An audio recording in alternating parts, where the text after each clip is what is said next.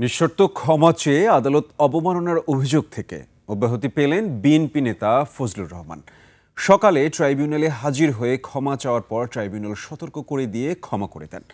এদিকে জুলাইয়ের মানবতাবিরোধী অপরাধের মামলায় কাদের, পরশ, নিখিল, সাদ্দাম, ইনানের বিরুদ্ধে তদন্ত শেষ করেছে তদন্ত সংস্থা।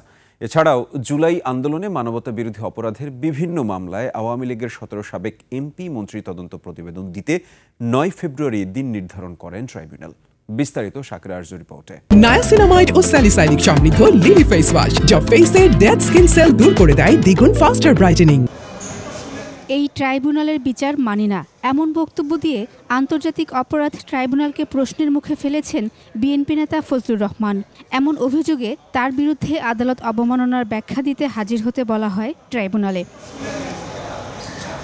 আগেই লিখিত ক্ষমা চেয়ে আবেদন করা ফজলুর রহমান সোমবার বিএনপির সিনিয়র আইনজীবীদের নিয়ে ট্রাইব্যুনালে হাজির হন। সকাল 11:30টার দিকে ফজলুর রহমানের আইনজীবী দাঁড়িয়ে তার এমন বক্তব্যের জন্য নিঃশর্ত ক্ষমা চান। এ সময় ট্রাইব্যুনাল বলেন, উনার মতো বড় মাপের রাজনৈতিক ব্যক্তির কাছে এমন বক্তব্য প্রত্যাশিত নয়।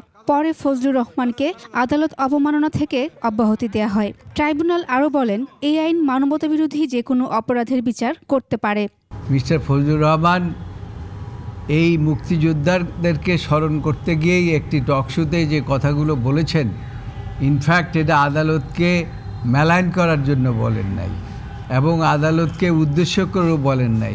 আমরা যে ব্যাখ্যা দিয়েছিলাম এবং সেই ব্যাখ্যার মধ্যে তিনি আদালতের কাছে নিঃশর্ত ক্ষমা প্রার্থনা করেছেন এবং সেটা গ্রহণ করে ওনার বিরুদ্ধে আদালত অবমাননার জন্য যে প্রসিডিংটা শুরু হয়েছিল সেটিও ড্রপ করে দিয়েছেন। অর্থাৎ এখন এই ট্রাইব্যুনালের সামনে জনাব ফজলুর রহমানের বিরুদ্ধে আদালত অবমাননার কোনো প্রসিডিং পেন্ডিং নেই।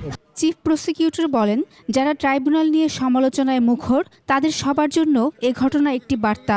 আইনজীবী অথবা পলিটিশিয়ান তারা যখন আদালত নিয়ে এই ধরনের কথা বলেন, জনগণের কাছে একটা ভুল মেসেজ যায়।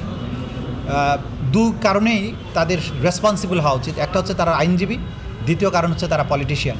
সুতরাং ভবিষ্যতে আদালতের ব্যাপারে বা এই ট্রাইব্যুনালের ব্যাপারে কোনো কমেন্ট করার জন্য ব্যাপারে যে কেউ যেন সাবধান থাকেন এবং যে কেউ যাতে এই ধরনের কথাবার্তা না বলেন, এটা সবার জন্য একটা বার্তা।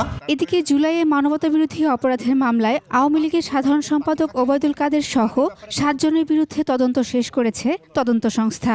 তাদের ব্যাপারে তদন্ত চলমান আছে। ওবায়দুল কাদের সহ বেশ কয়েকজনের বিরুদ্ধে খুব সহসাই তদন্ত রিপোর্ট আমাদের হাতে আসবে বলে আমরা আশা করছি।